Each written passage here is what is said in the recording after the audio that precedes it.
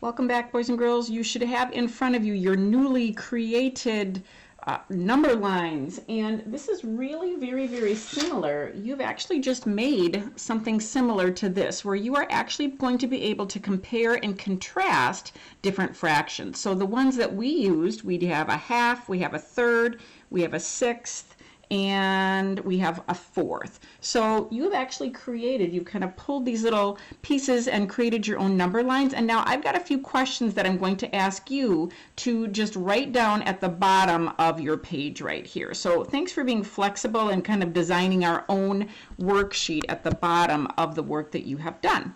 So I have a little green box around the problems that I'd like you to help me solve. And as we look at the problems, I've got them labeled A, B, and C, where you're helping me to find the missing fraction. And then D and E, we've got some true and false. So what I'm going to have you do is just take a moment right now and just get your page set up. And then you can go ahead and just pause the camera and pause the video and write these down. A, B, and C are just you finding that missing fraction. D and E are true and false. So pause the video and then we will get some more instructions. All right, you should have all of these problems copied down, and then we are going to go through and just find our answer. So the first one is 2/3 is equal to what over 6?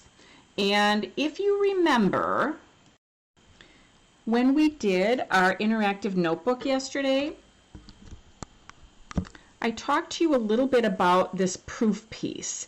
And sometimes you might see problems where you have the fraction on one side, a box, and then they give you the denominator. We're just going to try this, and we're going to use our fraction in a number line as some proof. So I want you to get accustomed to seeing problems that are set up kind of like this, because oftentimes you may have to figure out what an equivalent fraction is based on that. And your primary would be to use the number lines, but your backup can be to use your knowledge of how those relationships are working together. All right, so what I want you to do first, I want you to find 2/3, and then we're going to try to find which fraction in sixth is equivalent to that. So 2/3, here's 1/3, here's where 2/3 would be. So I'm going to put a little dot there. And then I want to find out in sixth what would be equal to that. So remember, I'm looking for these to be lined up. So in sixth, okay, so it should be 4/6. So I'm going to put that 4/6 in there. Now I want you to think, knowing what you know about math, what would I multiply by to get to sixth? How many thirds does it take to fit into sixth if I'm trying to build sixth out of thirds? So 3 times what number gets me to 6? I'm actually multiplying it or making thirds twice to make sixth.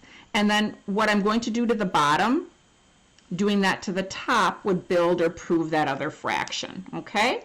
So I'm going to every so often weave this little strategy in along with using whatever proof strategy or drawing, explaining and demonstrating that with it, okay?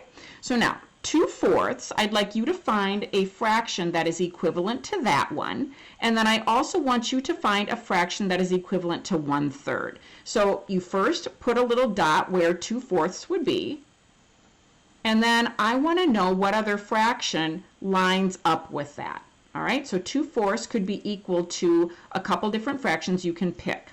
1/3, you find it, and then you follow where it lines up.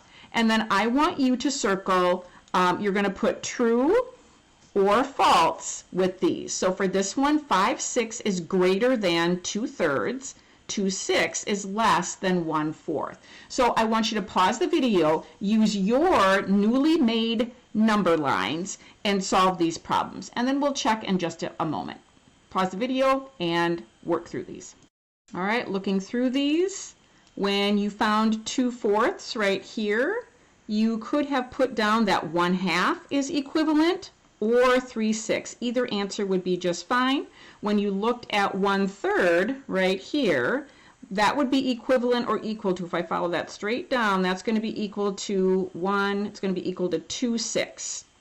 Then when you came over to the true false, 5/6, if I look at where 5/6 is, that's right here.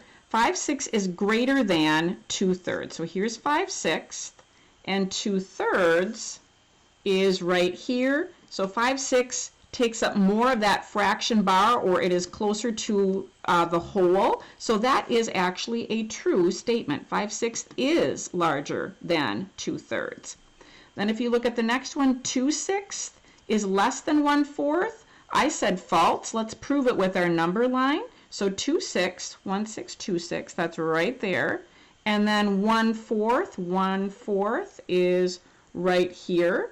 So 2/6 actually is not smaller than 1/4. It's actually greater than. So this was actually a false statement. All right. So now you are going to go on to the next slide, and there is going to be some work for you to do where you are actually going to be looking at two number lines. You are going to be counting the number of parts, which will make your denominator. So in this case, I've got 1, 2, 3 parts. So I know that my denominator is going to be thirds. And just like we did before, you're going to label these 1/3, 2/3, and so on. Down here, 1, 2, 3, 4, 5, 6 jumps. So this one is going to have a denominator of 6. Then what you are going to be doing once you create your little fraction number models, then you are going to be telling me what are two equivalent fractions in thirds and sixths. There's a few other ones that go along with this, and then you will be turning this whole great big long seesaw lesson in. So I hope that you learned a lot today about how your fraction strips and number lines are linked and how you can find equivalent fractions using them. Go on to the next slide and work through this and then turn in your work. Be sure to ask your teacher for help if you're not sure. Thanks, friends. Have a great day.